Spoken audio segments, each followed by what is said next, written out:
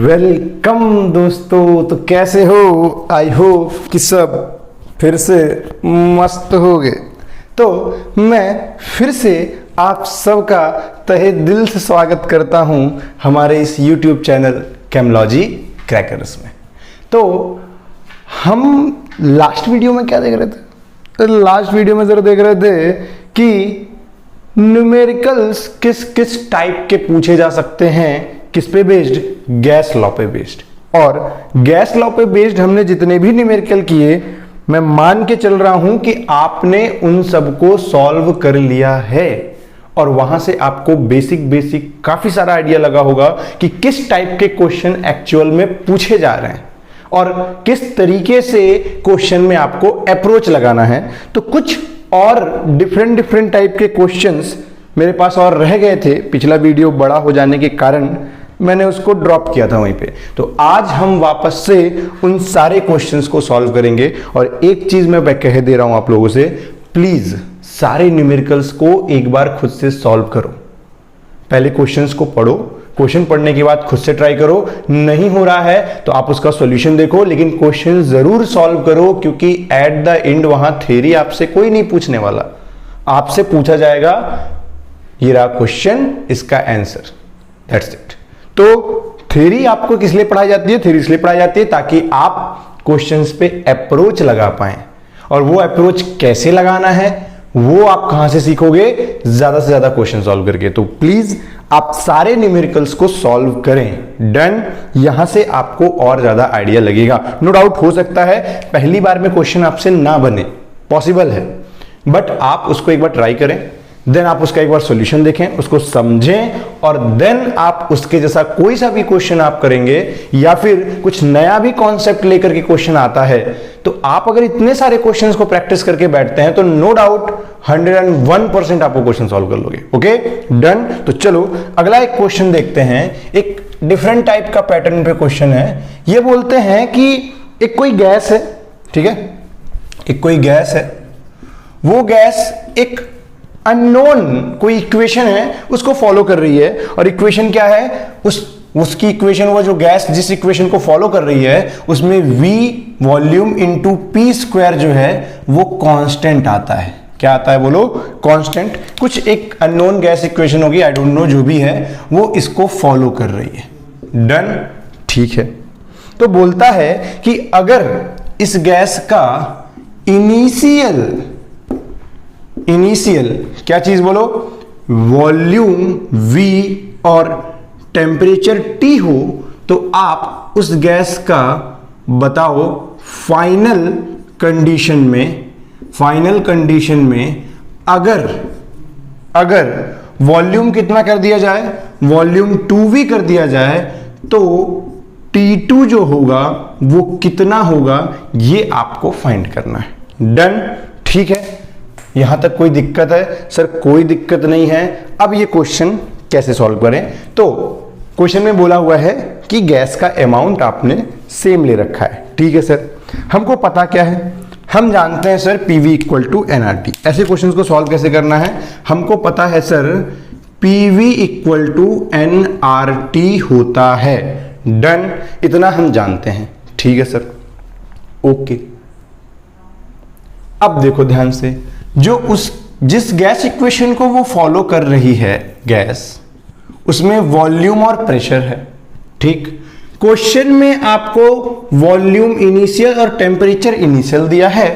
Final volume देकर के आपसे फाइनल टेम्परेचर को पूछा गया है। इसका मतलब ये हुआ सर कि ये जो gas equation unknown gas equation को फॉलो कर रहा है, यहां से हमको प्रेशर को हटाना पड़ेगा, क्योंकि हमको वॉल्यूम और टेम्परेचर पे जब रिलेशन पता होगा तो ही हम T2 को फाइंड कर सकते हैं। जबकि उस गैस के लिए अभी हमको क्या पता है सर? हमको पता है प्रेशर और वॉल्यूम के बीच रिलेशन।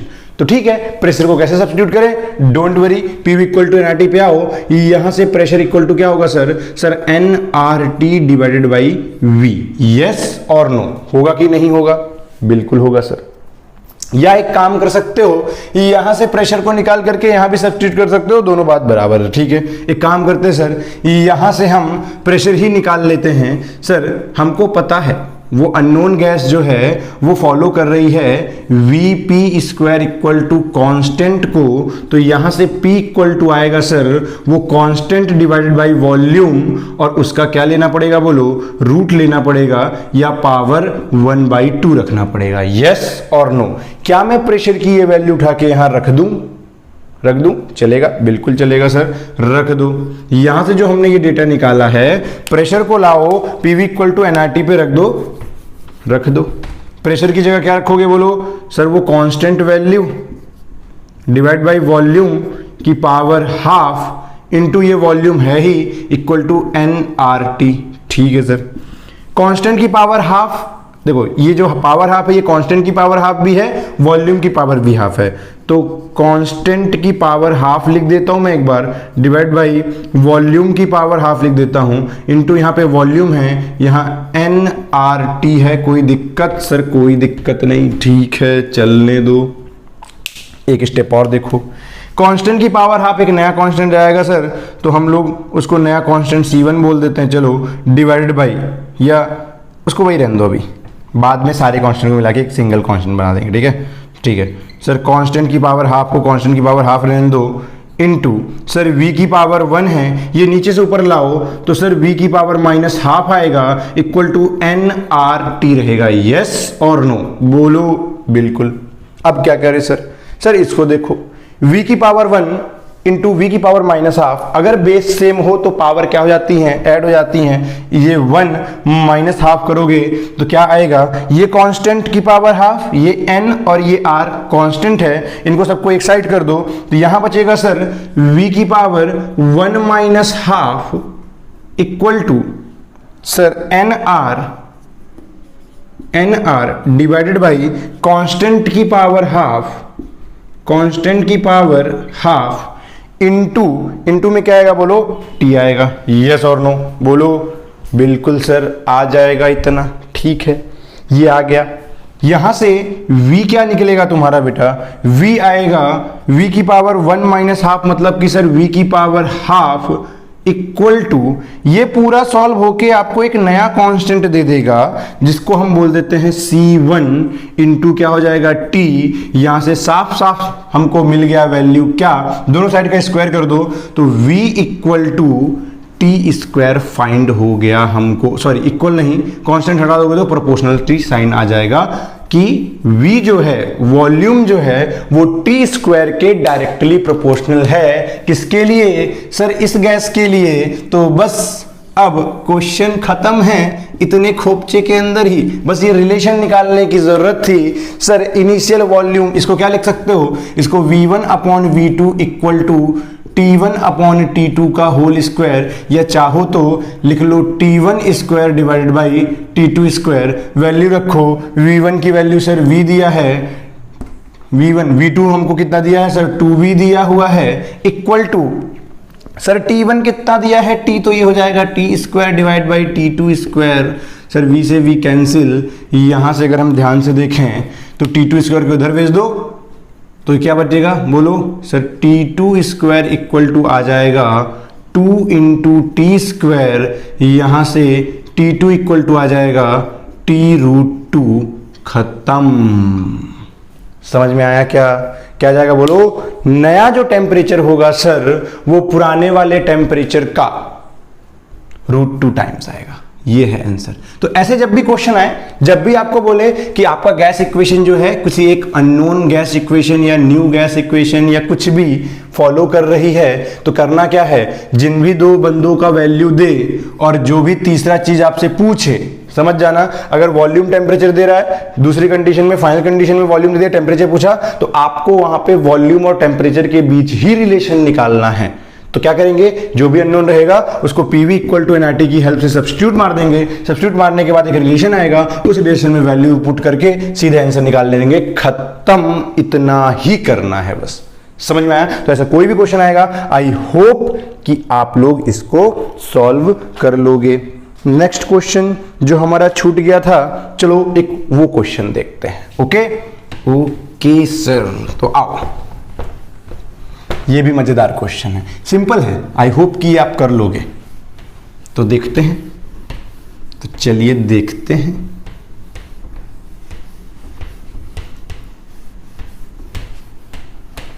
इसमें क्या है, क्वेश्चन को ध्यान से पढ़ो।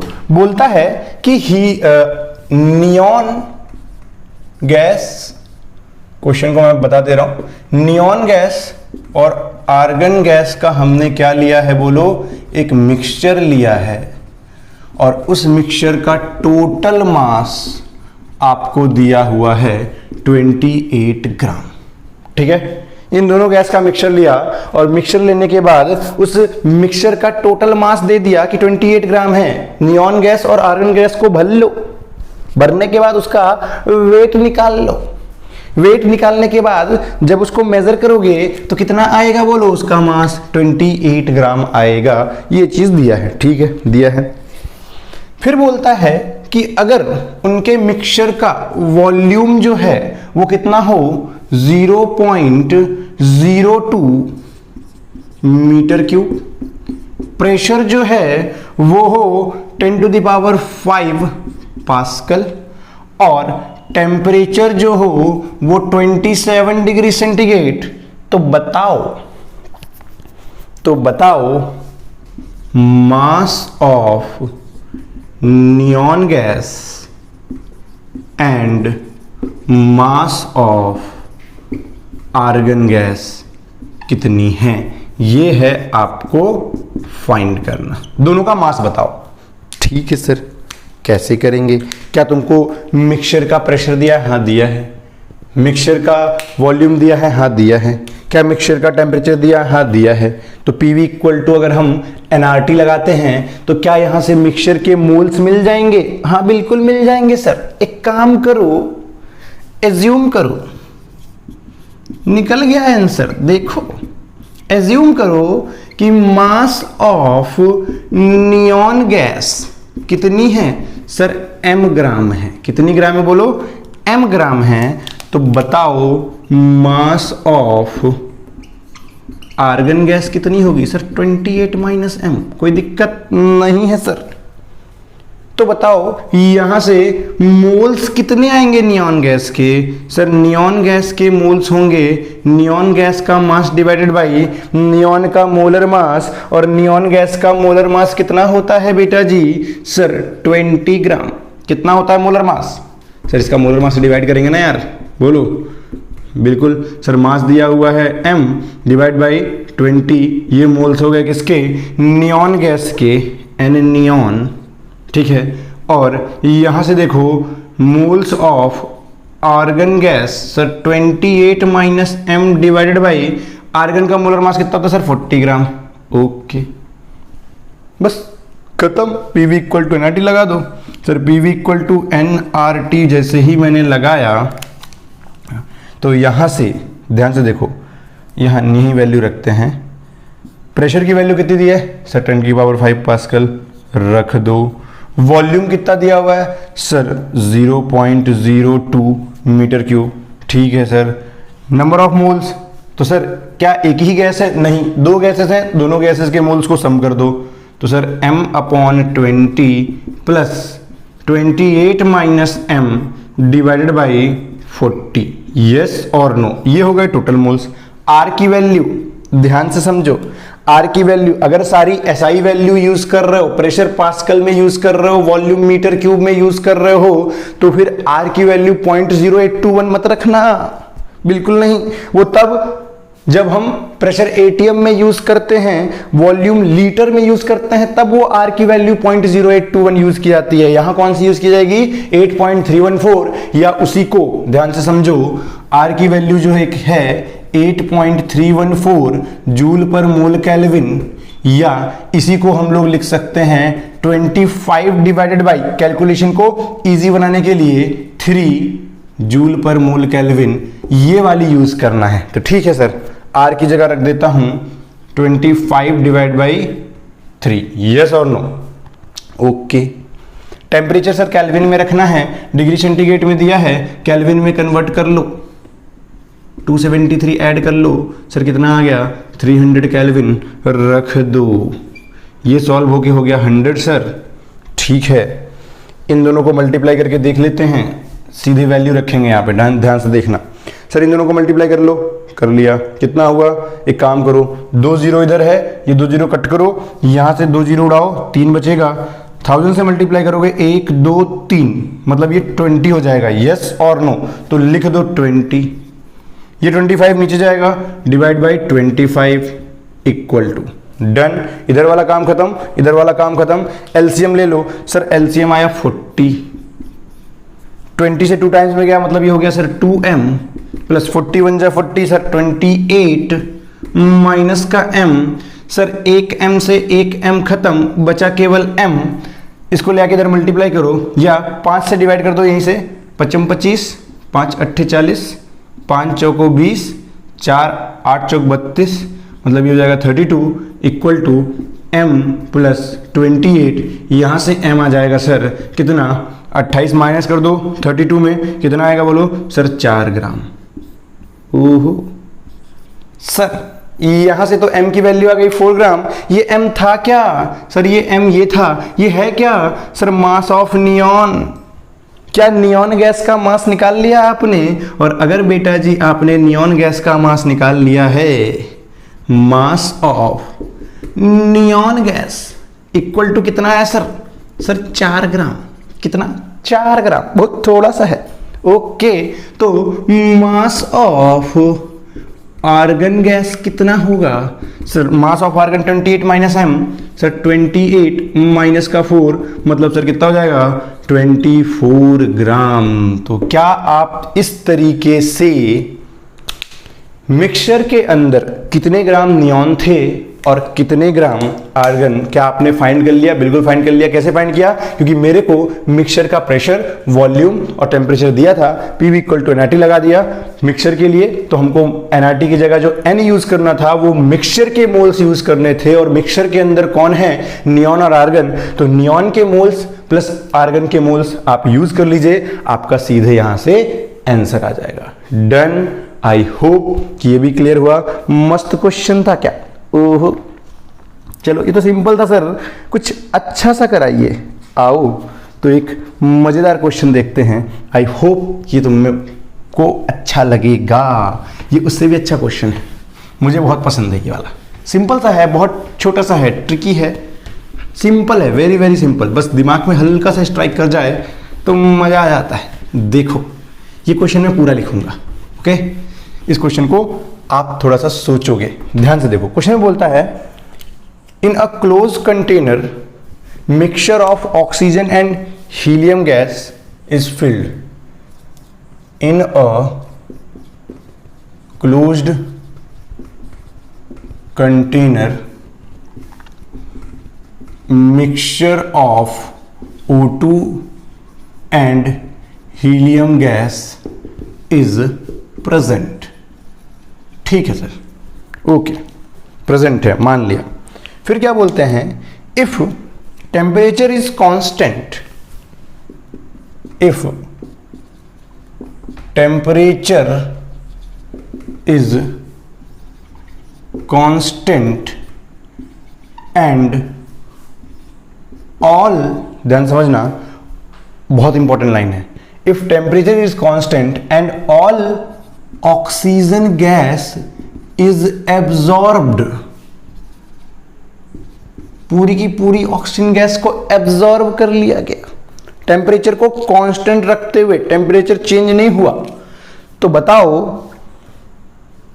क्या फाइंड करना है? Then find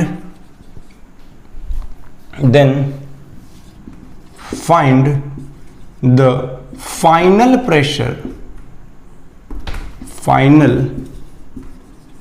pressure, of the system कितना होगा if initial pressure is P, if initial pressure is P। और कोई डेटा दिया है क्या, एक बार देख लेते हैं। हाँ, बोला है कि एंड, ये भी लिख लो, and density of both gases are same. Density भी दोनों गैसेस का सेम है। दिमाग लगाओ, कैसे करोगे, क्या अप्रोच लगाओगे, क्या क्या करना चाहिए सर। क्वेश्चन को ध्यान से पढ़ो, एक बार वापस से पढ़ो, ध्यान से पढ़ो क्वेश्चन को।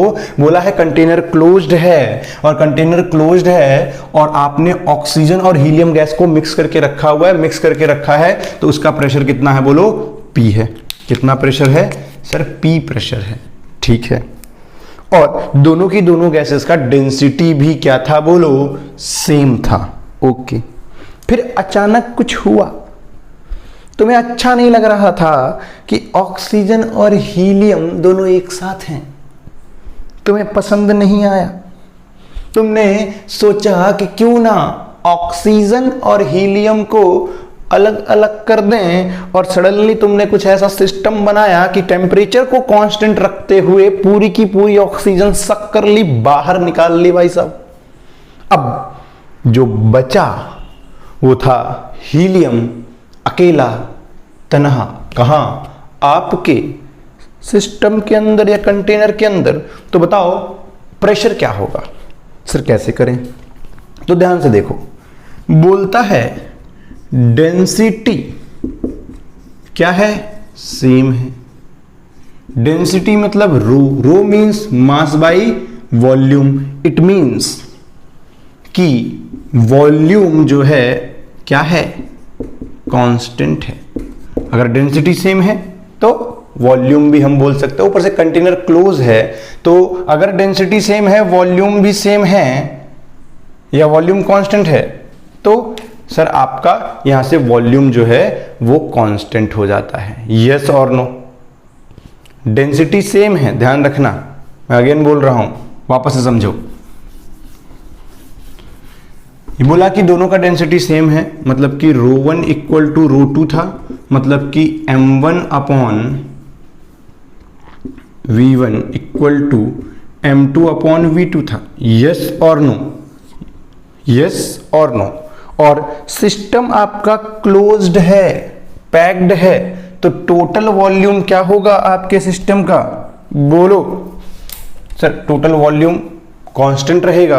अगर डेंसिटी सेम है और हमको पता है दोनों एक ही कंटेनर में भरे हैं, ध्यान से समझो, दोनों एक ही कंटेनर में भरे हैं, मतलब सर दोनों गैसेस का वॉल्यूम आपस में क्या होगा सर, बराबर होगा। और मैंने मान लिया V, अगर वॉल्यूम सेम हो गया मतलब कि m1 upon V equal to m2 upon V, sir ये तभी पॉसिबल है जब m1 और m2 भी आपस में क्या हो सर, बराबर हो। इट मीन्स कि sir m1 equal to m2 भी आपस में बराबर हैं, दोनों के मास भी सेम, दोनों का वॉल्यूम भी सेम, इसलिए दोनों की डेंसिटी भी सेम आ रही है। लेकिन सर कोई जरूरी नहीं है कि डेंसिटी सेम हो तो मास और वॉल्यूम जरूरी नहीं है कि सेम हो ही। इत्तेफाक से कोई कंटेनर क्लोज था, दोनों गैसेस थी, तो जो कंटेनर का वॉल्यूम वही इस गैस का वॉल्यूम भी वही इस गैस का भी वॉल्यूम। यस और नो, दोनों का वॉल्यूम सेम, डेंसिटी सेम, तो मतलब मास को सेम होना पड़ेगा। दैट्स वाई मास दोनों का क्या है बोलो, सेम है। ओके ठीक है सर, अब क्या करें। कोई बात नहीं, आगे देखो अब क्या किया जाए। पीवी इक्वल टू एनआरटी जानते हो? हाँ जानते हैं sir, PV equal to NRT तो हम बहुत अच्छे से जानते हैं। टेम्परेचर बोल रहे हैं चिल्ला चिल्ला के कि टेम्परेचर इज कांस्टेंट। अगर टेम्परेचर को कांस्टेंट बोल दिया सर, ये कांस्टेंट ये भी कांस्टेंट, और वॉल्यूम हमने अभी कांस्टेंट कर ही दिया सर, ठीक है, ये कांस्टेंट और ये दोनों भी कांस्टेंट। मतलब sir pressure is directly proportional to number of moles. Yes और नो, वेरी गुड। और तो और सर नंबर ऑफ मोल्स को अगर तुम खोल दो, P is directly proportional to mass divide by molar mass. Sir mass भी दोनों का कांस्टेंट ही है, इसका मतलब sir P is inversely proportional to 1 upon molar mass, और क्वेश्चन हो गया खत्म। सर कैसे खत्म, तो देखो आओ समझें, कैसे समझें, ध्यान से देखो, ध्यान से, या फिर एक काम करो मोल्स से कर लो, ज्यादा अच्छा है। यस और नो? मोल से कर ले कि मास, मोलर मास से करोगे? मोल से कर लेते हैं, वो ज़्यादा सिंपल पड़ेगा। छोड़ दो, इसको भूल जाओ, इसको भूल जाओ। देखो क्या देखे, P is directly proportional to N, yes और नो? बोलो हाँ सर। ओके, तो इसका मतलब सर ये हुआ कि P1 upon P2 equal to N1 upon N2, yes और नो? सर P1 उस कंडीशन का प्रेशर जब दोनों गैस थी, P2 उस कंडीशन का प्रेशर जब पूरी की पूरी ऑक्सीजन एब्जॉर्ब कर ली गई है, यस और नो? ओके। N1 सर उस कंडीशन के मोल जब दोनों के दोनों गैस हैं, सर दोनों का मास सेम है जब, तो मोल्स क्या होंगे? आओ, मैंने मान लिया mass M1 equal to M2 equal to M, तो मोल्स ऑफ क्या बोलो O2 कितने आएंगे sir? Mass divide by molar mass, 16 दूना 32। सर मोल्स ऑफ हीलियम कितना आएगा sir? Sir mass divide by molar mass, और हीलियम का मोलर मास कितना होता है sir? 4। Total moles initial N1 क्या होगा? N1 होगा सर दोनों के मोल्स का सम, मतलब NO2 plus N helium. Sir add कर दो M upon 32 plus M upon 4, LCM आया 32। सर M प्लस 4 अट्ठे 32, 8M, मतलब सर 9M डिवाइड बाई 32 जो है आपके सिस्टम का इनिशियल मोल था। ओके सर, फाइनल कंडीशन के मोल्स कितने आए? N2 कितना आया? N1 की वैल्यू तो मिल गई, N2 कितना आया मैं यहां पे निकाल देता हूं। सर N2 आया, बाद में तो केवल हीलियम गैस बची। हीलियम गैस का मास M है और हीलियम गैस का मोलर मास कितना है? बोलो, अरे कोई तो बोल दो, बोलो। सर हीलियम गैस का मोलर मास 4 है, यस और नो? ठीक है, आओ इन दोनों वैल्यूज को पुट करते हैं और देखते हैं क्या होता है। P1 सर P दिया है, P2 हमको फाइंड करना है। N1 9M डिवाइड बाई 32 और डिवाइड बाई N2 रखोगे तो M और 4 ऊपर चला जाएगा, M से M कैंसिल, 4 अट्ठे 32। तो यहां से बोलो P2 कितना आएगा? यहां से बोलो P2 कितना आएगा? सर यहां से P2 इक्वल टू आ जाएगा बेटा जी कितना? बोलो, P2 इधर भेज दो, 8P divide by N, yes और नो? 8P डिवाइड बाई 9, खत्म। ये है आपका आंसर। मतलब कि जब आपने आइसोथर्मली पूरी की पूरी ऑक्सीजन गैस को एब्जॉर्ब कर लिया, तो फाइनल कंडीशन में आपके पास केवल बचा क्या? बोलो, हीलियम गैस आपके कंटेनर के अंदर, और उस समय उसका प्रेशर सर इनिशियल प्रेशर का 8/9 टाइम्स रह जाएगा। समझ में आया कैसे करे? Very good sir. डेंसिटी को सेम दे रखा था, डेंसिटी सेम दिया था, मतलब कि मास बाई वॉल्यूम इसका equal to mass by volume इसका। इत्तेफाक से कंटेनर क्लोज था, मतलब कि दोनों का वॉल्यूम सेम हो जाएगा सर। जो इसका वॉल्यूम आएगा वो इसका भी वॉल्यूम आएगा, कंटेनर का वॉल्यूम गैस का वॉल्यूम, मतलब V हमने यहाँ भी V रख दिया, यहाँ भी रख दिया। जब डिनोमिनेटर सेम है तो न्यूमरेटर को सेम होना ही पड़ेगा ताकि डेंसिटी सेम हो पाए, इसलिए दोनों के मास भी सेम हो गए। मास सेम हो गए तो वहां से हमने मोल्स निकाल लिया, इनिशियल मोल्स, फाइनल मोल्स, और हमको पता है RT और V तीनों कांस्टेंट है, तो P is directly proportional to number of moles, और P directly proportional to number of moles, तो P1 upon P2 equal to N1 upon N2। सारी वैल्यूज यहां रख दो, यहां से फाइनल स्टेट का प्रेशर आ गया। तो समझ में आया क्या? तो ऐसे भी क्वेश्चन पूछे जाते हैं और इतना दिमाग आपको लगाना पड़ जाएगा। दिक्कत ये नहीं है सर कि क्वेश्चन में कैलकुलेशन सिंपल था सर, दिक्कत ये होती है बेटा, जो मैंने ऑब्जर्व किया है इतने सालों में, सर हम अप्रोच कैसे देखें? सर ये अप्रोच जो हमने लगाई ये हमारे दिमाग में स्ट्राइक ही नहीं करता है, हम सोच ही नहीं पाते। तो देखो इसका 2 तरीका है। पहला तरीका बेटा ये कि आप थ्योरी जब आप पढ़ते हो या कॉन्सेप्ट जब आप सीख रहे होते हो तो उस समय बहुत सिंसियरली आप कॉन्सेप्ट को एनालाइज करो, ना कि केवल पढ़ो। प्लीज मैं रिपीट कर रहा हूं, जब भी कोई एक कॉन्सेप्ट पढ़ते हो, छोटा सा भी कॉन्सेप्ट है, चाहे तुमने गै-लुसैक का रूल पढ़ा, तो उस गै-लुसैक को पूरी तरीके से एनालाइज करो, देखो कि यहां क्या क्या पॉसिबल हो सकता है। डन। अगर इस चीज को कांस्टेंट कर दिया जाए तो क्या क्या पॉसिबिलिटी बन सकती है, ये आपको एनालाइज करना पड़ेगा। और ये सब जब एनालाइज आप कर लेते हो, उसके बाद फिर अप्रोच आप लगाने आते हो और आपको फिर भी लगता है कि आपसे नहीं आ रहा, तो घबराओ नहीं। कोई यहां पे भगवान नहीं है भाई, सब यहीं पैदा होते हैं, यहीं आके सीखते हैं और सब यहीं छोड़ के चले जाते हैं। डन। कोई सीख के नहीं आता है, ठीक। एक्सेप्शनल कंडीशन को भूल जाओ भाई, पैदा होते से आइंस्टीन हो जाए तो बात अलग है, ठीक है, वो पॉसिबल नहीं है, ठीक है। तो करना क्या है सर, आप ज्यादा से ज्यादा, अगर आपको लगता है कि आप एवरेज हो, आपको टेंशन होती है, आपके दिमाग में सर अप्लाई ही नहीं हो पाता, सर समझ में ही नहीं आता कि क्या अप्रोच लगाएं, तो कुछ मत करो, ज्यादा से ज्यादा क्वेश्चंस को सॉल्व करो। क्या होगा, यही होगा कि एक बार में नहीं बनेगा, यस और नो। ज्यादा से ज्यादा यही होगा कि पहली बार में आप क्वेश्चन सॉल्व नहीं कर पाओगे, लेकिन अगर आपने उसको एक बार सॉल्व कर लिया है, उसको देख लिया है, अप्रोच क्या लगा है, उसको समझ लिया है, तो मैं गारंटी के साथ बोलता हूं कि दूसरी बार उसके जैसा या उससे मिलता जुलता कोई भी क्वेश्चन आता है तो आप अप्रोच लगा लोगे। और अगर आपने 5-10 क्वेश्चन ऐसे डिफरेंट कॉन्सेप्ट पे सॉल्व किए, तो 11वें क्वेश्चन से अपने आप दिमाग काम करने लगेगा, क्योंकि ये भी हम सोच सकते हैं अब हमारे दिमाग को पूरी इंफॉर्मेशन मिल चुकी है। तो प्लीज ज्यादा से ज्यादा क्वेश्चन लगाएं। क्यों? इसीलिए मैंने बोला था ये क्वेश्चन मुझे बहुत पसंद है, क्योंकि इन्होंने क्या किया, डेंसिटी सेम किया। डेंसिटी सेम करने के बाद कंटेनर को क्लोज बोल दिया। अगर किसी के बुद्धि में इतना दिमाग ना, मतलब किसी के दिमाग में इतना चीज एनालाइज ना हो पाए, तो बहुत मुश्किल है इस पे अप्रोच लगा पाना। क्वेश्चन में दम कुछ भी नहीं था, वो तो मैं सॉल्व किया इसलिए इतना बड़ा हो जाता है।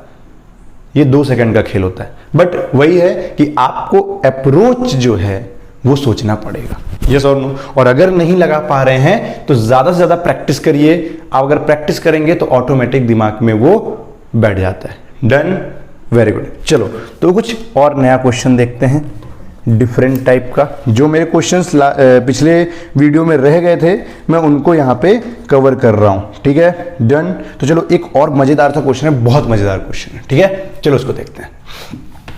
और डरो या घबराओ नहीं, पहली चीज बिल्कुल नहीं। आपको बहुत पैशेंस रखना पड़ेगा, क्योंकि ये बहुत लंबी रेस है, ठीक है। स्लो रेट से चलो, लेकिन अच्छे तरीके से चलो, भागो नहीं।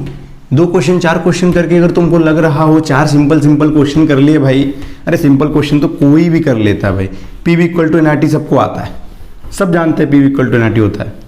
और PV = NRT पर अप्रोच कैसे लगाना है, कुछ है ना, सीधा मैं PV = NRT पे 4 क्वेश्चन 10 क्वेश्चन करा दूं, आपको मजा आ जाएगा, लगेगा एकदम सब समझ में आ गया सर, एकदम खतरनाक।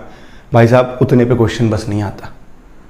अगर क्वेश्चन अच्छा आया, अच्छा बना, तो फिर इसी तरीके के बनते हैं जिसपे आपको एक्स्ट्रा सोचना पड़ेगा। समझ में आया? तो वो कैसे होगा, वो प्रैक्टिस से होगा। डन, ठीक है। चलो एक क्वेश्चन देखते हैं।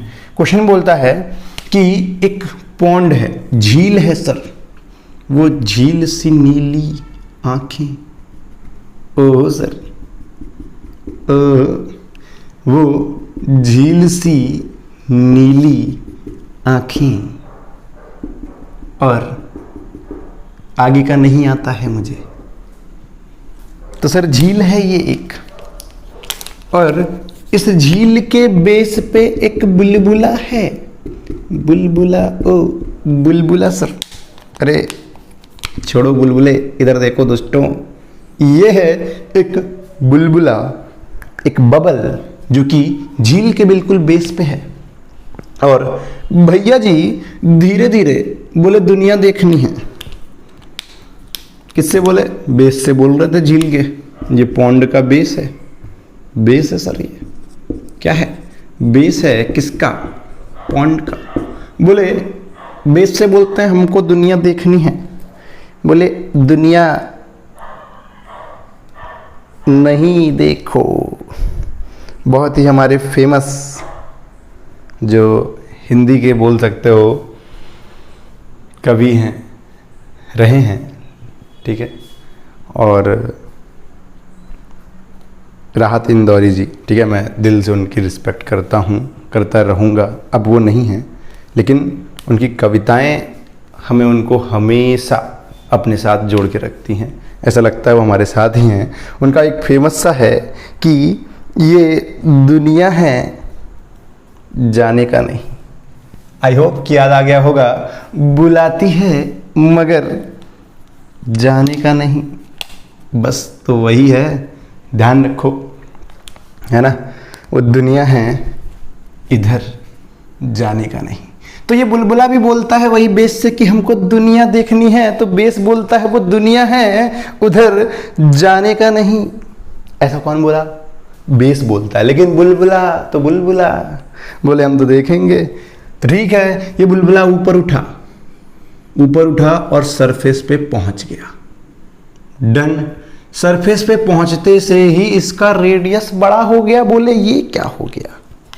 बेस बोला गया तो था छोटू सा, ऊपर जाके बड़ा हो गया। यहां पे जो इसकी रेडियस थी वो थी r, और जब वो यहां पहुंचा तो ये हो गई 2r। ऐसा ही क्वेश्चन में बोला है, यस और नो। ओके, रेडियस बढ़ गई सर, क्यों बढ़ी? दिमाग लगाओ, सोचो सोचो सोचो, बहुत सिंपल सा चीज है। फिर बोलते हैं कि जब वो ऊपर सरफेस पे पहुंच गया तो रेडियस डबल हो गई। तो बताओ इस झील की गहराई कितनी है? सर वो झील सी नीली आंखें और आंखों पे गहराई कितनी है ये फाइंड करना है। पहली कंडीशन तब जब टेम्परेचर क्या हो? सर टेम्परेचर कांस्टेंट हो, और दूसरी कंडीशन तब जब टेम्परेचर उसका इनिशियल कितना हो? इनिशियल रहा हो 17 डिग्री सेंटीग्रेड, और जब वो सरफेस पे पहुंचा तो हो गया कितना? बोलो 34 डिग्री सेंटीग्रेड। इस कंडीशन में भी आपको क्या करना है? आपको हाइट निकालनी है आपके इस झील सी नीली आंखों का। यस और नो, गहराई बतानी। ठीक है सर, ओके। तो पहले हम लोग फर्स्ट कंडीशन को लेके चलते हैं और इसको सॉल्व करते हैं। ठीक है, देखो बोला टेम्परेचर कांस्टेंट है जब यहां से वहां आया। और एक दूसरी चीज मेरा जो मैंने शुरू में बोला था कि भैया जी का रेडियस क्यों बढ़ गया, तो दुष्टों बुलबुले के अंदर होता क्या है? सर गैस भरी है। अभी जब वो नीचे यहां बैठा हुआ है, बेस पे बैठा हुआ है, तो उसके ऊपर कितना बोझ लग रहा है भैया? कितना प्रेशर लग रहा है? सर जब वो बेस पे था बुलबुला, सर जब वो बबल बेस पे था, एट बेस, तो उसके ऊपर जो प्रेशर वर्क कर रहा था, मैं मान के चलता हूं P1 initial condition, sir PATM तो लग ही रहा है, प्लस इस H हाइट के कारण, इस H हाइट का जो ये वाटर है H2O है, ये भी तो कुछ ना कुछ प्रेशर लगाएगा। सर वो H रो G भी उसके ऊपर लग रहा था। यस और नो? तो ज्यादा प्रेशर लग रहा था। ज्यादा प्रेशर पे गैस जो है वो कंप्रेस बैठी थी आर रेडियस के बुलबुले के अंदर। जैसे जैसे ऊपर जाते गए प्रेशर कम होता चला गया। आप ऊपर जा रहे हो, प्रेशर कम हो रहा है, गैस एक्सपांड होती चलेगी, और एक्सपांड होते होते होते जब वो सरफेस पे पहुंची तो उसके ऊपर अब केवल और केवल PATM ही वर्क कर रहा है। तो फाइनल प्रेशर जो है सर वो PATM है, जिसके चक्कर में उसका रेडियस बढ़ के कितना हो गया गैस का, सॉरी बुलबुले का? Sir 2R। इसका मतलब गैस का वॉल्यूम, बुलबुले का साइज बढ़ा या वॉल्यूम बढ़ा? मतलब कि गैस का वॉल्यूम बढ़ा। मतलब सर इनिशियल वॉल्यूम कितना था गैस का? सर रेडियस R थी, मतलब 4/3 पाई R³ था। सर फाइनल वॉल्यूम कितना हो गया? सर 4/3 पाई 2R का क्यूब हो गया है। यस और नो? बोलो। टेम्परेचर कांस्टेंट, प्रोसेस मतलब आइसोथर्मल हो रही है। ठीक है, गैस का अमाउंट, जितनी गैस यहां थी उतनी गैस यहां भी है, बस वो एक्सपांड हो गई है। वॉल्यूम बढ़ जाने का मतलब ये नहीं है कि गैस का अमाउंट बढ़ गया, समझे? गैस क्या हो गई है? एक्सपांड हो गई है। डन। मतलब सर PV = nRT को याद कर ले रहे, याद कर लो। वही तो है जो तुम्हारी लंका दहन में इतने देर से काम आ रहा है। Okay sir, N constant, sir temperature constant, sir R, अरे भैया वो भी कांस्टेंट। इसका मतलब sir P1 V1 equal to P2 V2 लिख दें, क्योंकि PV इक्वल टू क्या आ गया है, कांस्टेंट आ गया है, मतलब P1 V1 equal to sir P2 V2। अरे रख दो भैया, सर रख दिए। P1 PATM plus H into density of water into G into V1 कितना है sir 4/3 pi R cube equal to P2 कितना है sir PATM into sir volume 4/3 pi 2r का होल क्यूब, मतलब 2 का क्यूब मतलब sir 8 into r cube 4/3 pi r cube 4/3 pi खत्म। Yes और नो बोलो। ठीक है, तो यहां से क्या इक्वेशन बन गई सर, यहां से इक्वेशन बन गई PATM plus H rho of water into G, इधर कुछ नहीं है, equal to 8 PATM। Sir value रख दो, ये इधर जाएगा तो यहां से H into rho of water into G equal to 8 PATM minus PATM, sir 7 PATM बचेगा। यस और नो बोलो। बिल्कुल सर 7 PATM बनेगा। ओके, अब थोड़ी सी जगह खाली कर लेते हैं कहीं पे और इसको खत्म कर देते हैं। ओके चलो, ये वाला पोर्शन हटा रहा हूं, ध्यान से देखो। अब कुछ नहीं बचा इस क्वेश्चन में, अब ये सिंपल हो चुका है, बिल्कुल सिंपल हो चुका है। ध्यान से देखो, H ही तो हमको गहराई निकालनी थी, डेंसिटी ऑफ वाटर कितना रखोगे, अगर सबको SI यूनिट में रखना चाहते हो तो डेंसिटी ऑफ वाटर kg पर मीटर क्यूब में आता है सर 1000। यस और नो इंटू G, कुछ नहीं बोला है तो 10 या 9.8 ले लो, क्वेश्चन में बोल देता जनरली, मान लिख लो चाहे तो। G दिया हुआ है 10 मीटर पर सेकेंड स्क्वायर, आपको एज्यूम करना है। डन, ठीक है। और 7 का 7 रहने दो, इसको पास्कल में रखो तो 1 ATM को, या प्रेशर ऑफ एटमॉस्फेरिक प्रेशर कितना आता है 1 ATM को अगर तुम पास्कल में कन्वर्ट करोगे तो 10 की पावर 5 पास्कल आएगा। यहाँ 10 की पावर 5 रख दो तो यहाँ से हाइट जो आएगी वो 7 into 10 to the power 5 divide by 1000 into 10। Sir ये और ये 4 जीरो खत्म करोगे तो यहाँ बचेगा केवल 10, तो यहाँ से हाइट आ गई कितनी 70 मीटर। मतलब कि वो झील सी नीली आंखें कितनी गहरी हैं बोलो सर, 70 मीटर गहरी हैं। आई होप कि क्वेश्चन समझ में आया होगा। क्वेश्चन बहुत सिंपल है, बहुत सिंपल, देखने में थोड़ा डरावना लगता है। ठीक है, ये बुलबुला उठा, बुलबुला बड़ा हो गया, है ना, आधी जनता यहीं फ्लैट हो गई कि बुलबुले के साथ क्या हो गया। अरे बुलबुले के साथ कुछ नहीं हुआ, वो तो बुलबुला रे बुलबुला है, बुलबुले के साथ सर कुछ नहीं हुआ है, उसका तो बस प्रेशर कम हुआ है सर, और प्रेशर कम हुआ है और बुलबुले के अंदर भरी है गैस। प्रेशर कम होगा, गैस एक्सपांड होगी तो बुलबुले का साइज तो बढ़ेगा ही ना यार। ओके, बाकी आपको पहली कंडीशन में बोला था कि टेम्परेचर कांस्टेंट लेके चलना है, हमने कांस्टेंट लेके चला और पूरी राम कहानी बना दी। आई होप कि समझ में आया। यहां से गहराई आई सर 70 मीटर। जब आइसोथर्मली बुलबुला ऊपर जाएगा तो आपके उसी झील की गहराई होगी 70 मीटर। सर हम आइसोथर्मली नहीं लेके जाएंगे, हम तो टेम्परेचर भी बढ़ाए हैं। ओके ठीक है, तो चलो देखते हैं दूसरी वाली कंडीशन। अब आ जाओ कंडीशन सेकंड में, सेम क्वेश्चन।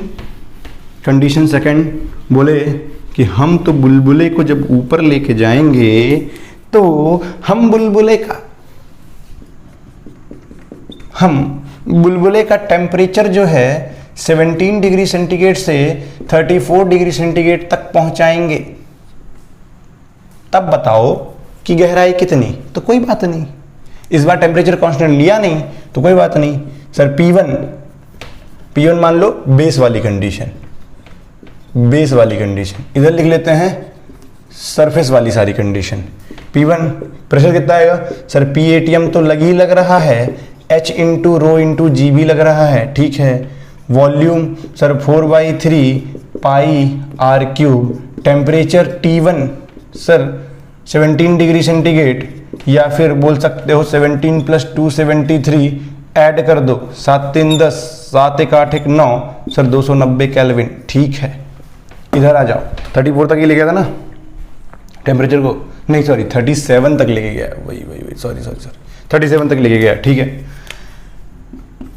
P2 सरफेस पे प्रेशर कितना होगा सर, PATM होगा। ओके ठीक है, सरफेस पे वॉल्यूम कितना हो गया, वॉल्यूम अगेन उसका डबल ही हुआ है, तो 4/3 पाई 2r का क्यूब, और 2r के क्यूब को यहीं पे सॉल्व करके लिख लो 4/3 पाई 8r क्यूब। ठीक है, टेम्परेचर T2 कितना हो गया sir, 37 degree centigrade. 37 degree centigrade मतलब कि 37 + 273 ऐड कर दीजिए, 7 3 10, 7 3 10 11, 2 1 3, 310 केल्विन। खत्म। सर अब कैसे अप्लाई करें, क्या अप्रोच लगाएं? PV = nRT में तो P है, P चेंज हुआ है, हाँ बिल्कुल P चेंज हुआ है। वॉल्यूम चेंज हुआ सर, वॉल्यूम भी चेंज हुआ। टेम्परेचर चेंज हुआ, टेम्परेचर भी चेंज हुआ। बचा क्या सर, R तो कांस्टेंट होता ही है, तो बचा क्या sir, moles. Sir moles, sir gas का अमाउंट। भाई बुलबुला तो वही है ना, जितना गैस का वॉल्यूम यहां होगा, या जितना गैस का वॉल्यूम बोल रहा हूं सॉरी, जितना गैस का अमाउंट यहां होगा उतनी ही गैस तो यहां पे भी भरी है। क्या बुलबुला का साइज बढ़ जाने से बाहर से कोई गैस इंटर कर गई ना, वो तो प्रेशर कम हुआ इसलिए वो एक्सपांड कर गई गैस, और कुछ नहीं। सर गैस के जितने मोल्स यहां हैं उतने मोल्स वहां हैं, तो क्यों ना सर N1 = N2 कर दिया जाए, कर दो। N1 मतलब कि sir P1 V1 upon RT1 = P2 V2 upon RT2। कहाँ से लिखे सर, अरे PV = nRT से लिखे भाई। N = PV अपॉन क्या होगा, RT होगा। दोनों के मोल्स सेम हैं, मतलब P1 V1 upon RT1 = P1 P2 V2 upon RT2। Sir ये कट गया R sir P1 V1 divide by T1 = P2 V2 divide by T2।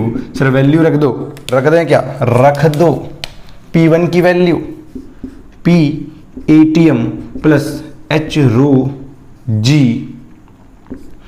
Divide by sir T1 290, ठीक है, into V2 V1 into V1 कितना है 4/3 pi R cube, 4/3 pi R cube equal to value रखो sir P2 की, sir PATM sir V2 4/3 pi R cube into 8 divided by T2 310। बेटा इस सबको solve कर लोगे, डन। जब इसको पूरी तरीके से सॉल्व कर लो, देखो ये खत्म, ये यहीं पे खत्म हो गया, 1 0 से ये 1 0 खत्म हो गया। बाकी अब ये सॉल्व करना है, जैसे पिछले बार सॉल्व किए थे इक्वेशन को, वैसे इस बार भी सॉल्व कर लेना। सीधे यहाँ से HρG = समथिंग कुछ आएगा, और जब HρG = आएगा तो H की वैल्यू अगर मीटर में चाहते हो तो डेंसिटी की वाटर की रखना 1000 और G रखना 10, P को ATM में मत रखना, पास्कल में रखना। तो सीधे यहाँ से हाइट की वैल्यू दे देगा। मैं यहाँ आंसर लिख दे रहा हूँ, वो हाइट की वैल्यू आ जाती है बेटा 65 मीटर के आसपास। इसको सॉल्व कर लेना, डन। सिंपल है, आप इसको सॉल्व कर लेंगे, खत्म हो जाएगा। ओके, आई होप कि ये क्लियर हुआ। ये क्वेश्चन करके आपको मजा आया। तो क्या था, कुछ नहीं था, सिंपल था। केवल आपको क्या करना पड़ा सर, आइडियल गैस इक्वेशन को ही अप्लाई करना पड़ा, बस उसको अप्लाई कैसे करना था वो देखना था, डन। ओके, तो चलो एक और क्वेश्चन करते हैं और मजेदार। ओके, तो आओ देखते हैं। ठीक है सर, देखते हैं। तो देखो, और ये सारे क्वेश्चन ना बैठ के लगाओ भाई, मैं कसम से बोल रहा हूं, एक एक क्वेश्चन को सॉल्व करो। अगर नहीं कर पा रहे हो तो दिक्कत है। एक बार कम से कम, पहली बार नहीं बन रहा है, एक बार सॉल्यूशन को देखो, समझो, फिर सॉल्व करो, लेकिन सॉल्व करो, डन। क्वेश्चन बोलता है कि एक सिलेंडर है, ठीक है, ये एक सिलेंडर है, ऊपर से ढक्कन लगा हुआ है। इस सिलेंडर में बोलता है कि शुरू का जो 76 क्या है सेंटीमीटर, यहां भरी हुई है तुम्हारी एयर, और बाकी के हिस्से पे क्या भरा हुआ है बोलो, मर्क्यूरी भरा हुआ है। क्या भरा हुआ है बोलो, बाकी ये वाला हिस्सा जो है Hg भरा हुआ है, पारा भरा हुआ है, मर्क्यूरी भरी हुई है सर। ठीक है, भर दिया, कोई दिक्कत, नो दिक्कत। ठीक है सर। फिर बोलता है कि आपके इस एयर का टेम्परेचर इनिशियल है 27 डिग्री सेंटीग्रेड। ओके, यहां पे एक लगा हुआ है पिस्टन, यहां पे क्या लगा है बोलो, एक पिस्टन लगा हुआ है, और इस पिस्टन का mass vary very very less है, वेरी लेस मास है आपके पिस्टन का, और ये पिस्टन फ्रीली मूव करता है, मूवेबल है और फ्रीली मूव करता है। ठीक है, फ्रीली मूव करता है, मतलब इस पिस्टन के चक्कर में कोई प्रेशर वेशर जनरेट नहीं होगा इस बॉडी के अंदर। ठीक है, ओके। फिर क्या बोलता है, ऊपर वाली भी हाइट जो है वो 76 सेंटीमीटर ही है, मतलब 76 मीटर पे मर्क्यूरी भरा हुआ है, 76 मीटर पे एयर भरी हुई है, टोटल इसकी हाइट इन दोनों का सम कर दो सर। ठीक है। फिर बोलते हैं ये कि हमने सडनली एयर का टेम्परेचर बढ़ाना शुरू कर दिया। Temperature of air, temperature of air हमने बढ़ाया, तो बोलता है कितना एयर का टेम्परेचर हम बढ़ाएं कि 50% मर्क्यूरी बाहर गिर जाए। मतलब सर ढक्कन खोल दो, अब बोला कंटेनर का ढक्कन ओपन कर दो।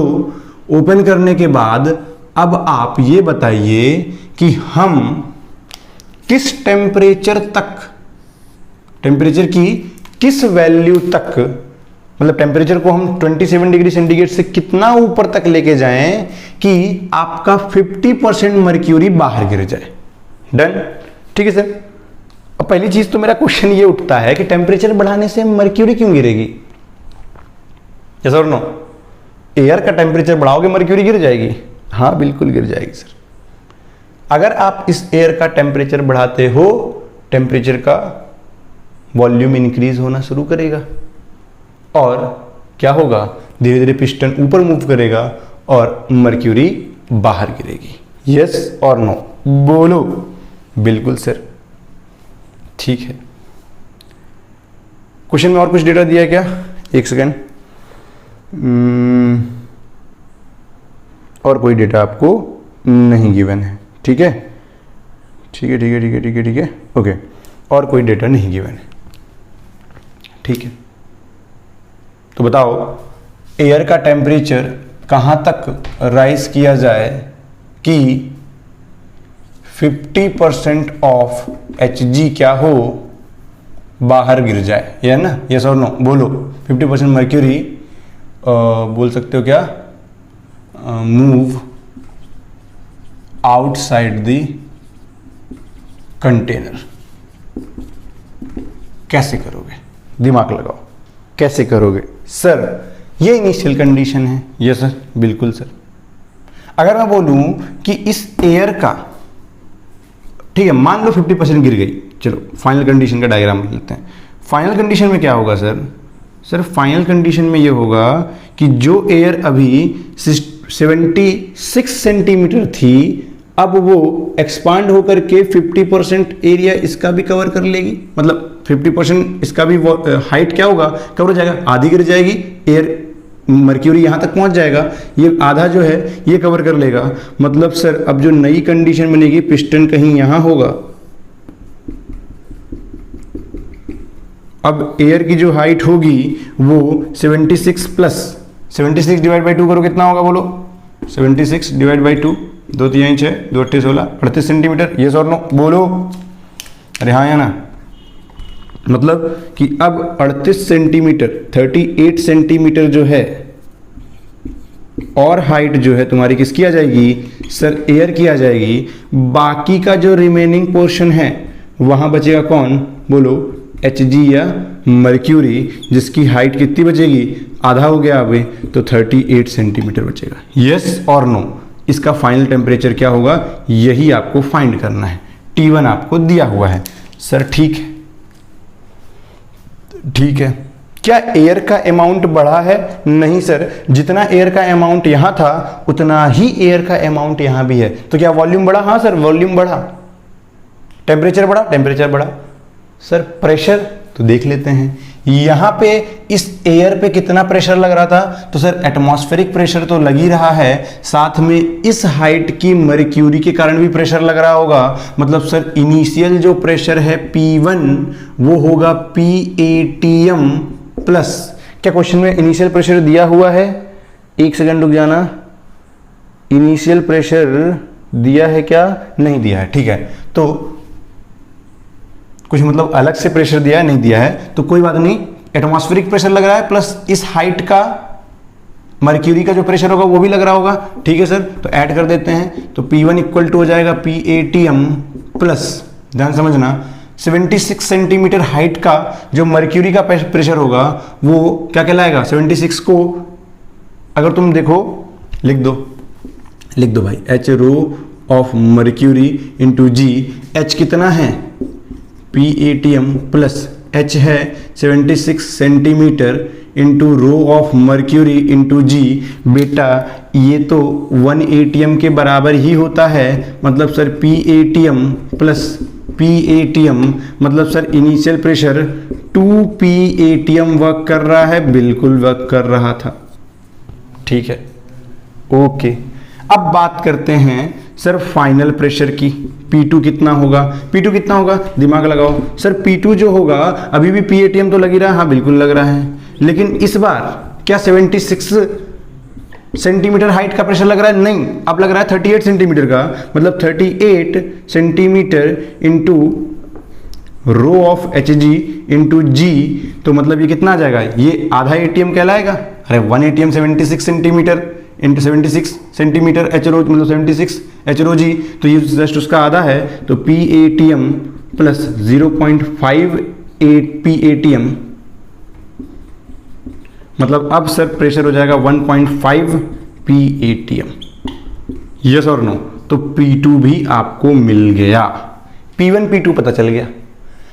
शुरू में एयर का वॉल्यूम कितना था? अगर मैं बोलूं कि इसका क्रॉस सेक्शन एरिया A है, तो एरिया इंटू हाइट करोगे तो वॉल्यूम आ जाएगा। यस और नो? सिमिलरली अभी भी क्रॉस सेक्शन एरिया तो चेंज थोड़ी हुआ है, बस हाइट ही तो चेंज हुई है, तो फाइनल वॉल्यूम भी मिल जाएगा। मतलब सर सब कुछ मिल गया है। अगर सब कुछ मिल गया है तो वो भी लिख ही लो। चलो सर, इनिशियल वॉल्यूम V1 कितना रहा होगा? इसका cross section area sir A into height, अगर इसकी सेंटीमीटर में हाइट ले रहे हो, इसकी भी सेंटीमीटर में हाइट लेना, बाद में कट जाएगा, ठीक है ना, इसीलिए मैं केवल 76 लिख दे रहा हूं। डन, ये हो गया V1 वॉल्यूम, ठीक, ओके। V2 वॉल्यूम कितना आएगा सर? सर इसका cross section area A into इसकी हाइट, अब इसकी हाइट कितनी होगी, इसको ऐड कर लो सर, कितना होगा?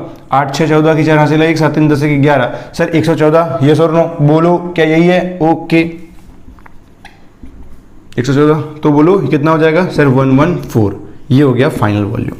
तुमको T1 पता है, तुमको P1 पता है, तुमको V1 पता है। डन, तुमको T2 फाइंड करना है, तुमको P2 पता है, तुमको V2 भी पता है, और तुमको ये भी पता है कि गैस का जितना अमाउंट यहाँ है उतना ही सर गैस का अमाउंट यहाँ है, बस वो एक्सपांड हो गई है, अमाउंट चेंज नहीं हुआ है, वॉल्यूम बस बढ़ा है। इसका मतलब sir N1 equal to N2 कर दो ना। ओके, करो तो ठीक है, करने से होता है। ये सर नो, ऐसे नहीं होता, करने से होता है। समझ रहे हो? समझ रहे हो? करने से होता है। यस और नो? तो करो, ऐसे नहीं, बिना करे नहीं होगा, करने से होगा। तो तुम भी करो, करो, जब तक नहीं करोगे तब तक नहीं होगा। समझ रहे हो? इधर आओ दोस्तों, इधर ही रहना। ओके, तो देखो, करने से होता है सर। हाँ सर, करने से होता है। आओ तो sir, P1 V1 upon T1 equal to P2 V2 upon T2 रख दो सर, खत्म है। P1 की value 2 ATM, V1 A into 76 divide by T1 दिया है 27 डिग्री सेंटीग्रेड, तो इसको वो कर लो, कैल्विन में कन्वर्ट करो सर, 300 कैल्विन आएगा।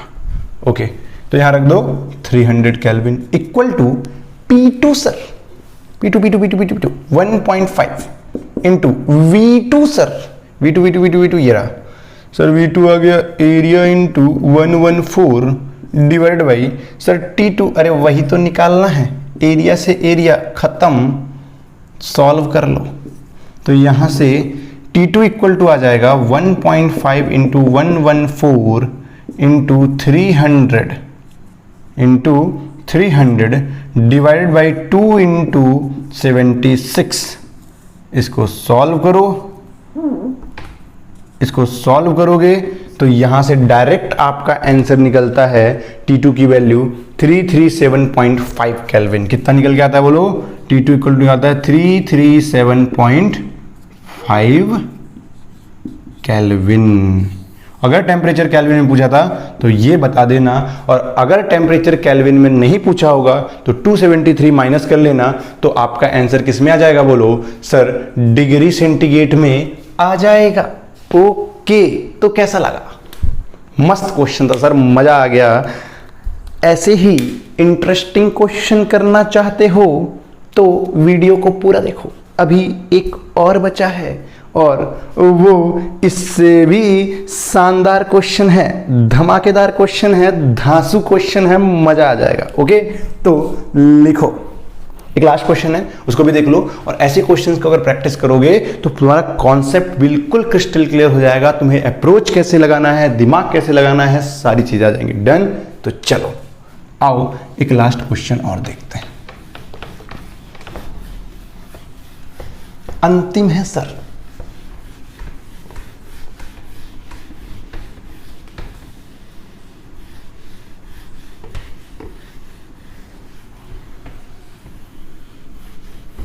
देखो, क्वेश्चन बोलता है कि एक कुछ इस तरीके का माहौल है, माहौल बनाया इन्होंने,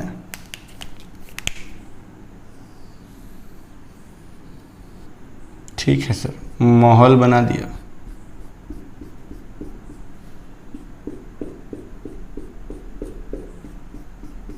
ओके, बोलते हैं बीच पे एक बिल्कुल सेंटर पे एक कंडक्टिव मूवेबल एक पिस्टन लगा हुआ है। डन? कंडक्टिव मतलब अभी समझ जाओगे, यही छोटे छोटे टर्म पकड़ने हैं। डन? फिर बोलता है इधर हमने गैस भरी जिसका प्रेशर 2P, वॉल्यूम 2V और टेम्परेचर T था, और इधर जो एक गैस भरी जिसका volume pressure P, volume V और टेम्परेचर T था। डन? कॉमन सेंस लगाओ, इधर का वॉल्यूम ज़्यादा है तो मतलब ये पिस्टन जो है बीचों बीच तो नहीं लगा होगा सर, या लग भी सकता है। नहीं सर, नहीं लगेगा कि लग भी सकता है? अरे सर नहीं लगेगा, क्योंकि गैस का जो वॉल्यूम है वो डिपेंड करता है उस कंटेनर का वॉल्यूम, और अगर ये 2V है मतलब ये वाले हिस्से से जस्ट डबल है ये वाला हिस्सा। समझे? ओके सर, ठीक है, मान लिए। ओके, और ये जो आपका पिस्टन है वो कंडक्टिव है, नॉन कंडक्टर नहीं है, कंडक्टर का बना है। ओके, ठीक है।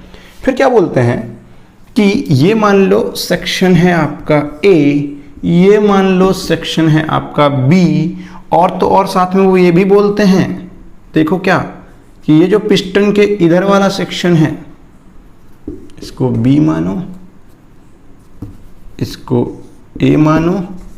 सर ये वाला जो सेक्शन है उसकी लेंथ है कितनी?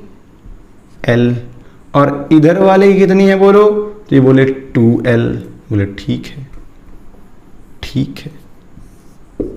ये है L, ये है 2L। डन? ओके, बोलता है कि एक कॉमन सेंस वाली बात है, इधर प्रेशर ज्यादा है गैस का, इधर कम है, पिस्टन फ्री है, फ्री टू मूव। फ्री है बिल्कुल।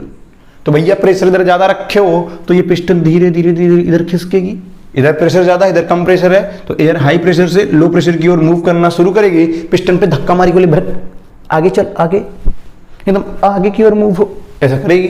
तो पिस्टन पे इसने फोर्स लगाया, प्रेशर लगाया, पिस्टन आगे की ओर मूव करेगा।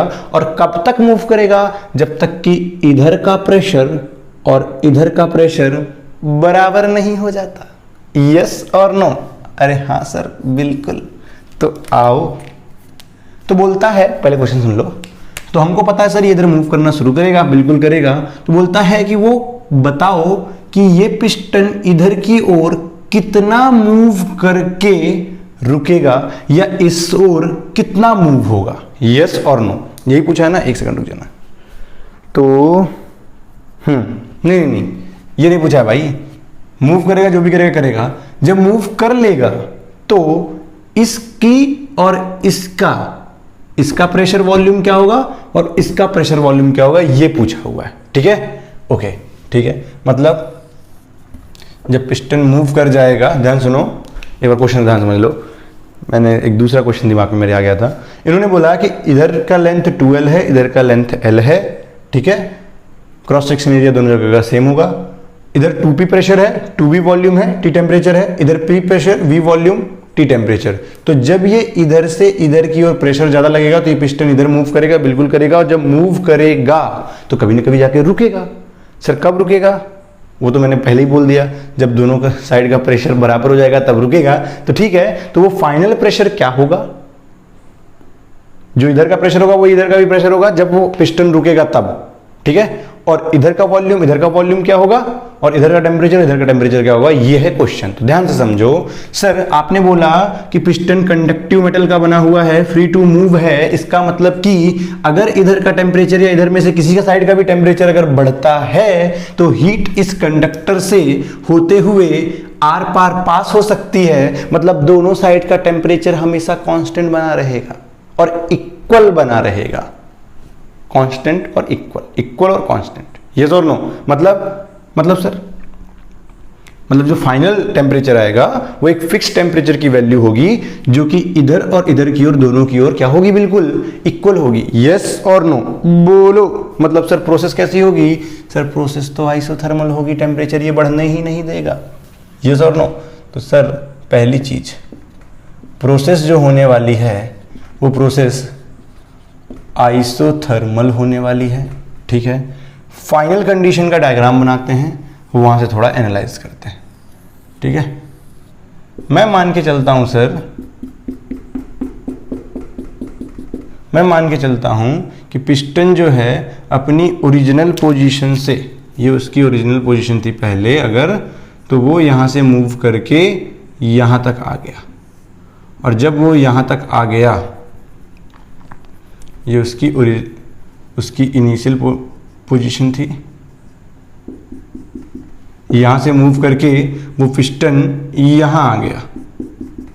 मान लो उसने x डिस्टेंस ये वाला और ट्रेवल कर लिया, यहां से यहां तक 2L था, तो ये कितना बचा सर? ये L माइनस एक्स बचा। यस और नो? x इधर मूव कर गया पिस्टन, यस और नो? इधर की ओर मूव करेगा, क्यों? क्योंकि इधर की ओर प्रेशर कितना था? ज्यादा था। और यहां तक आने के बाद पिस्टन रुक गया मतलब कि सर जब इधर का प्रेशर था और इधर का प्रेशर दोनों क्या हो गया? बराबर हो गया। मान लो वो प्रेशर कितना है बोलो? P0, या है ना, इधर 2P माने तो P0 मान लो, ठीक, ओके। वॉल्यूम इधर का सर नहीं पता, इधर का वॉल्यूम सर नहीं पता। टेम्परेचर इधर का T, इधर का भी T रहेगा क्योंकि टेम्परेचर चेंज नहीं होगा। यस और नो बोलो? बिल्कुल यही है ना क्वेश्चन, बिल्कुल ओके। तो बताओ कि फाइनल प्रेशर कितना हुआ विद रिस्पेक्ट टू P1, मतलब P के टर्म में बताना है। वॉल्यूम कितना हुआ, ये सारी चीजें आपसे पूछी गई हैं, ओके। तो ठीक है सर, ओके। इस पूरी प्रोसेस में हुआ क्या? इस पूरी प्रोसेस में जितने टोटल मोल्स, मान लो इधर गैस के कुछ ना कुछ मोल्स होंगे, N1, बोलो कितना होगा सर? P, देखो इधर की ओर मोल्स कितने हैं सर? PV अपॉन RT, मतलब ऐसे लिख लो, P इधर को B माने हो ना, सेक्शन B मान लो, मतलब N1 equal to PV VB upon R T B, yes और नो। और यहाँ के मोल्स कितने रहे होंगे, N2 सर वो रहे होंगे P A V A upon R T ए, ठीक है। ये मोल्स आए इस साइड के, ये मोल्स थे इधर के।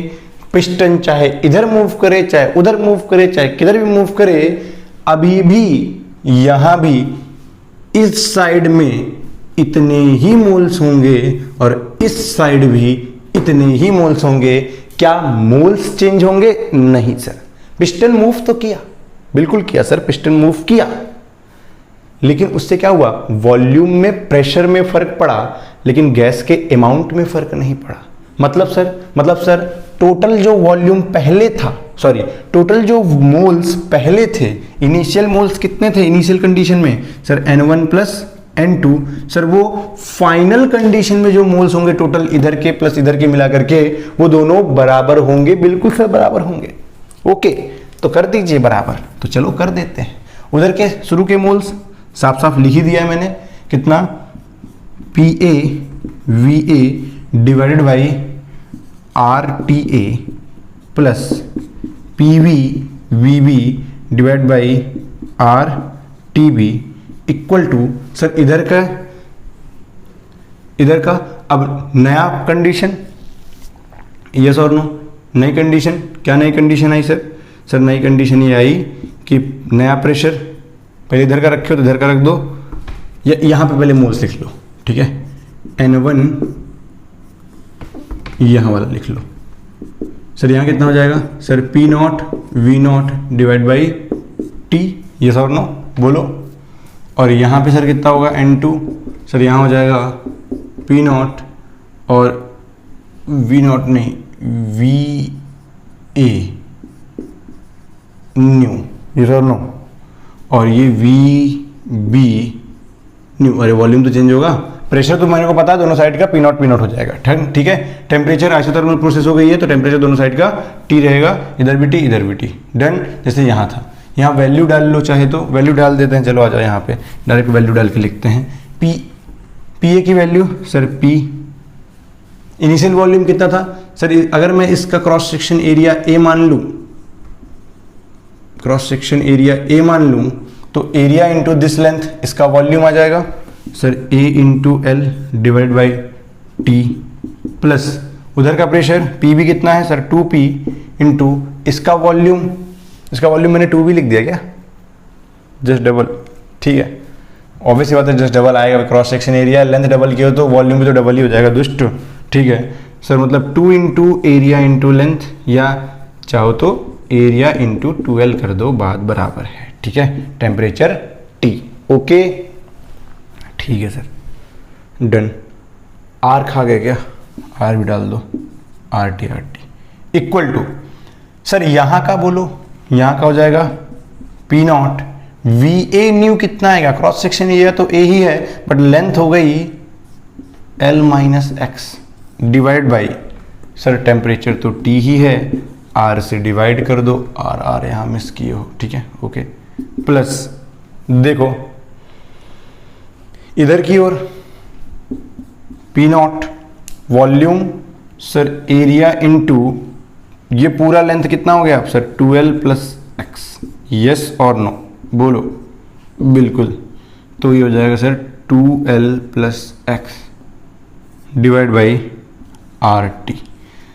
सब जगह से आर टी खत्म हो गया, यहाँ से ये सारे के सारे आर टी सर फिनिश हो जाएंगे, बिल्कुल सर फिनिश हो जाएंगे। तो यहाँ से देखो पी ए एल प्लस दो दूनी 4 P A L equal to P A not P not A common निकाल लो, तो अंदर बचेगा L minus X plus 2l plus X, done. यहाँ से ध्यान से देखो 4 1 5 P A L equal to, ध्यान से देखना, पी नॉट ए एक्स ये ख़त्म हो गया, ये सर हो गया 3l, ए से ए भी कैंसिल, एल से एल भी कैंसिल, मतलब सर मैं यहाँ लिख रहा हूँ या यहीं लिख देता हूँ, ध्यान से देखो, मतलब ये हुआ, क्या दिखाई दे रहा है? यस दिखाई दे रहा है। मतलब ये हो गया कि P0 इक्वल टू आ गया सर कितना, 5P/3। कितना आ गया सर? 5P/3। ये है आपका final pressure. Done. Okay sir, इधर भी P0 इधर भी P0 क्यों हुआ? क्योंकि पिस्टन तब तक मूव करेगा जब तक कि दोनों साइड का प्रेशर सेम नहीं हो जाता, और वो जो प्रेशर की वैल्यू होगी वो 5P/3 होगी। ओके ठीक है सर, डन। तो अब क्या करना है सर? इधर का भी फाइनल प्रेशर निकल गया, इधर का भी फाइनल प्रेशर निकल गया। अब इधर का वॉल्यूम कितना आया और इधर का वॉल्यूम कितना हो गया वो देख लेते हैं। डन। ठीक है, तो ये मैं हटा रहा हूं।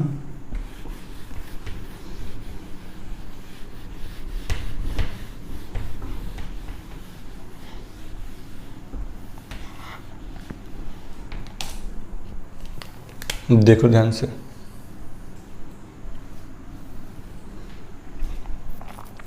इस साइड का वॉल्यूम कितना हुआ? तो एक काम करो, कुछ मत करो, चुपचाप इसके लिए अगर ध्यान से देखो, जितना गैस का अमाउंट यहां था बी सेक्शन में, पहले जितना था अभी उतना था। मतलब केवल फॉर बी सेक्शन, केवल बी सेक्शन के लिए ही आइसोथर्मल प्रोसेस है। ये सर नो, गैस का अमाउंट सेम है। मतलब कि सर केवल बी सेक्शन के लिए P1 V1 equal to P2 V2 लगा सकते हैं। क्यों सर? क्योंकि टेम्परेचर कांस्टेंट, केवल बी सेक्शन की बात कर रहा हूं, R कांस्टेंट, ये सर नो, और अमाउंट ऑफ गैस कांस्टेंट। तो केवल बी सेक्शन का मतलब बी सेक्शन का पहले का प्रेशर, बी सेक्शन का पहले का volume equal to B section का बाद का प्रेशर, बी सेक्शन का बाद का वॉल्यूम। ठीक है, तो बी सेक्शन का पहले का प्रेशर कितना है बोलो? कितना था? 2P था। ओके, इनटू बी सेक्शन का ही इनिशियल वॉल्यूम कितना था? इनिशियल वॉल्यूम अगर तुम मान के चलते हो VB, तो क्या आएगा? ठीक है, VB क्या था सर? 2 × V था ना। ओके ठीक है, P2 कितना आया? P0 की वैल्यू तुमने निकाल रखी है, इंटू V2। यही V2 चाहिए था कि बी सेक्शन का बाद का वॉल्यूम कितना आया, तो VB2 की वैल्यू आ जाएगी सर 2 दूनी 4 PV डिवाइड बाई P0, और P0 की वैल्यू है 5P डिवाइड बाई 3 ऊपर चला जाएगा, P से P कैंसिल, मतलब सर 4 3 12 V डिवाइड बाई 5। मतलब जो बी सेक्शन का बाद का प्रेशर वॉल्यूम आया ये वाला, सर ये वॉल्यूम एक्चुअल में कितना है? 12V divide by 5। समझ में आया? मैंने क्या किया? मैंने कुछ नहीं किया अभी तक। मैंने क्या किए थे? टोटल मोल्स इक्वल टू इधर के टोटल मोल्स लगा दिए थे, वहां से मेरा फाइनल प्रेशर का रिलेशन आ गया। जब मेरा ये फाइनल प्रेशर का रिलेशन आ गया इनिशियल प्रेशर के साथ या P के साथ, तो अब मैंने क्या किया भाई? पिस्टन मूव किया ना इधर, तो जितनी गैस का अमाउंट यहां था उतना ही जितना गैस का अमाउंट यहां अभी आया होगा सर, वो तो पहले भी जितना रहा होगा बी सेक्शन में उतना ही रहा होगा। गैस एक्सपांड किया, अमाउंट थोड़ी बढ़ा है। तो मैंने केवल बी सेक्शन के लिए P1 V1 equal to P2 V2 लगा दिया। ऐसे ही अब ए सेक्शन के लिए P1 V1 equal to P2 V2 लगा दो, तो ए सेक्शन का भी फाइनल वॉल्यूम, ये वाला वॉल्यूम कितना है वो आ जाएगा। डन। तो ठीक है, अब मैं इसको हटा रहा हूं, अब ए सेक्शन के लिए लगा देता हूं। डन। तो देखो अब यही चीज ए सेक्शन के लिए लगाता हूं।